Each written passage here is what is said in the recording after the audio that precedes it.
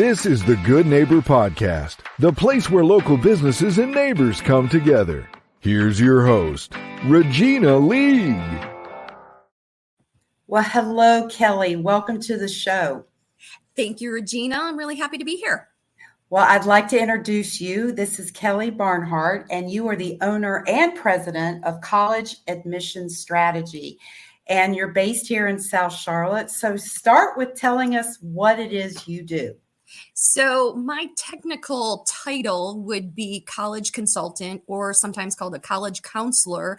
But basically, I own College Admission Strategies, which is a full service college consulting company. So I work with rising ninth graders to seniors in high school, really getting them through that whole college admissions process from start to finish, and really there for not just the student, but for the parents as well.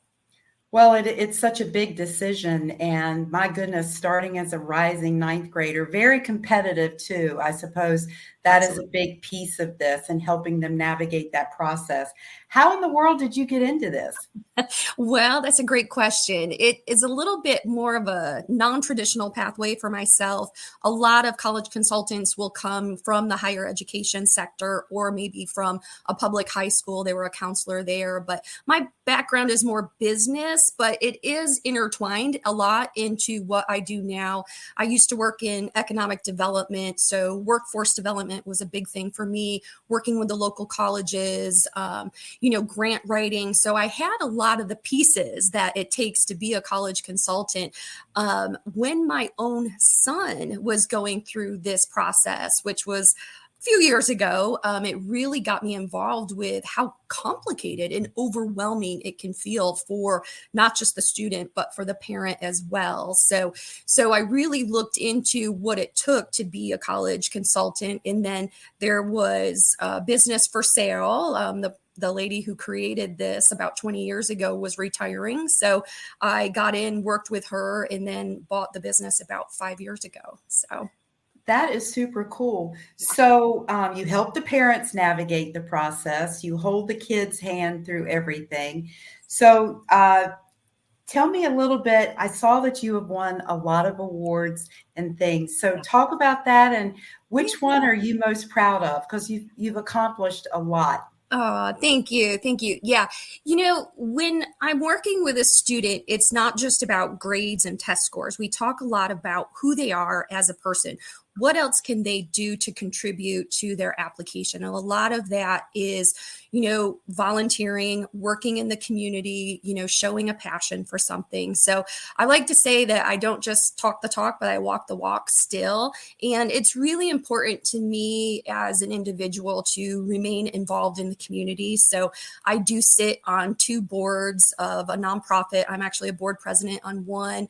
And so, when I look at the awards I've won and stuff like that, it really isn't so much, I feel, about what I do as a career person, but it's more about what I do to sort of give back to the community and then somehow intertwine that in with the rest of everything I do. So I'm really proud of that last award, 40 over 40 through the Charlotte Ledger. That was really fun and unique and special. I think it's kind of a newer award.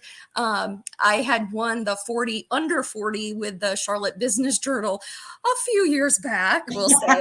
So it was kind of neat to maybe have this sort of bookend on the other side to, really, I think it's like I said, you don't just kind of have these moments that, you really give yourself and then you kind of say, okay, I'm good. I won the award. It's about continually, kind of, giving yourself, putting yourself out there and, kind of seeing where it goes. So.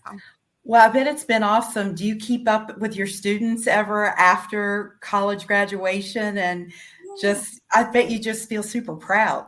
I do. And I mean, especially when I start working with them when they're so young, like 9th, 10th grade, you're with them for, 3-4 years at that point. And so, I mean, they're kind of, like my little ducklings at that point. And I really care not just about where they go, but then how they're doing after, they get there. So a lot of times I will check in with them maybe like second semester of their freshman year, because I want them to, really get truly involved at that point. All of the scariness of starting college maybe has worn off and they're really settled in. And so that's when I kind of look to see, okay, how are you doing? How did you imagine that, this is how it was going to be?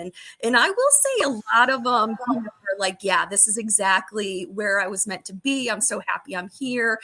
Some kids, they'll say, yeah, maybe I might change my major though. I've taken this one class. It's a little harder than I thought it was going to be. So it's always just really great to get that feedback, but I'll absolutely love it. They're like your extended family. In a lot of ways, they really, really are. Yeah. Like I said, I might not be their first phone call when they get a college acceptance. Mom and dad are normally number one, but I'm number two. And I mean, we've had lots of laughs and lots of tears along the way. Lots of tears, I'm sure. Yeah, so tell us about the process. The parents call you, I suppose, and they're like, okay, what happens now? Yeah. And, everybody comes into the process a little bit differently. So that's why I say it's a very unique, tailored approach. So, if you're coming in at 9th grade versus someone that's coming in at say 11th grade, you need different things at that point. So what do they need? I have the students a lot of times go through a series of assessments to try to fill out what is a good college list for them. So we want something that's balanced. We want something achievable. We want to make sure that, we have the traditional, what we call safeties, targets, and reach schools on there. It changes so much. So if you had, like for me, my kids are 4 years apart. So what my oldest one did just even 4 years ago is a lot different than what my youngest, who's going to be a senior in high school himself, is doing. So it changes. So, to keep on top of all that stuff, that's my job. That's what you hired me for, is to make sure I know the latest and greatest information on all the various colleges that are out there.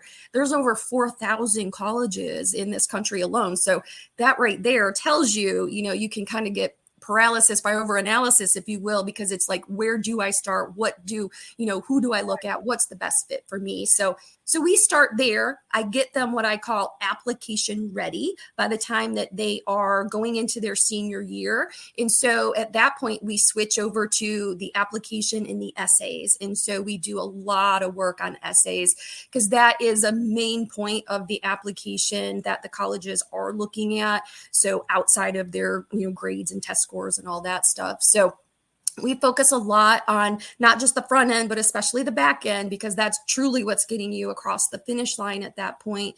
But, it's really about what is important to that student, what is important to this, child in this next chapter of their life. And so what's going to work for them, they can't just copy what their best friend is doing, because it might just not be the right thing. So it's, like I said, it's a process that can move along pretty quickly, or it can be, very varied in time frames if they start younger. So it's really about what they need at what point in their life they're at. Very, very personalized. I noticed on your website, you just got fabulous information, and we'll go in a minute and tell our listeners, how to find you. Are there any misconceptions in your industry? Yeah. Oh, yeah, for sure. There's a lot of misconceptions. I mean, I'm sure you've heard them all. I've heard them all, but probably the two that I tend to hear the most. The first one is they believe that hiring a college consultant like myself ensures admission somewhere. So it's like, guaranteed, if I work with a college consultant, my child's going to end up in an Ivy League or, top tier, highly selective school. And in reality, no consultant can really guarantee admission. So if you do have someone telling you that, I can tell you that should be a little bit of a red flag. What our job is to do is to really optimize that student's application and really turn them into the best applicant they can be. So that's kind of the goal there. So the second one I would say is, a lot of times, well, why do I need you? My son or daughter has a school counselor. And while that is 100% true, I love, love, love my son's school counselor. She is amazing. In fact, I'll probably give her a graduation gift when he's done. She's that amazing.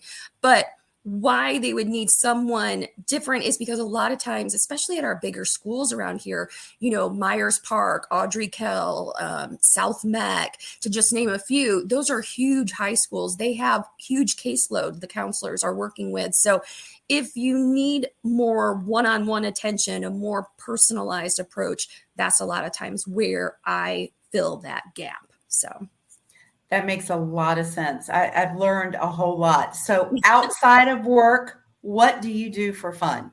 Or do you have much time? I know. Yes, I definitely I work at home. So, I definitely like to leave my home and do things, but I'm a huge foodie. So whenever new restaurants open up, I am there. So, consider me probably that first week, I'm going to be in line somewhere at a new restaurant that opens up. I love to travel. That is a huge thing for me because when I travel, I also like to go and if possible, look at some of the colleges that might be in the area. So that's always kind of an extra benefit there. But lately I've been doing most of my traveling to baseball fields, college stadium, baseball stadiums, whatever, because my youngest plays baseball. So we've been very busy with him traveling, getting him ready because he wants to play baseball in college. So we've been busy with that. Well, he's got the right mom to navigate him. It sounds like. Yes. He is super, super lucky. Well, let's tell our listeners how to find you. So there are multiple ways. I am all over social media, so they can find me through. The first point would be the website, of course, and that is www.collegeadmissionsstrategies.com. And so that's admissions with an S. That one always seems to get lost there. And then my Facebook page is College Admissions Strategies for Teens and Parents. And then my Instagram is going to be at Kelly College Lady, or you could find College Admissions Strategies as well. I do offer a 30-minute free Zoom consultation for any new prospective students or parents, and you can find that link to book that day or time on my website. It's pretty easy. I think there's multiple buttons that you could push all over the place, but basically, you can fill that out. We'll really assess where you're at in the process with your teen and figure out a best solution at that point. That is wonderful. How exciting for the child and the parent. I'm sure it gives them some relief. Yes, it really does. And you know what I say, while I mainly work with the student, it really is the parent who a lot of times can breathe easier knowing that they have me in their corner. I can see that. Definitely. Yeah. Thank you so much for being a part of the Good Neighbor podcast in South Charlotte. I look forward to seeing you out in the community. Agreed. You as well, Regina. Thank you. Thank you. Thank you for listening to the Good Neighbor podcast. To nominate your favorite local businesses to be featured on the show, go to gnpsouthcharlotte.com. That's gnpsouthcharlotte.com or call 980-351-5719.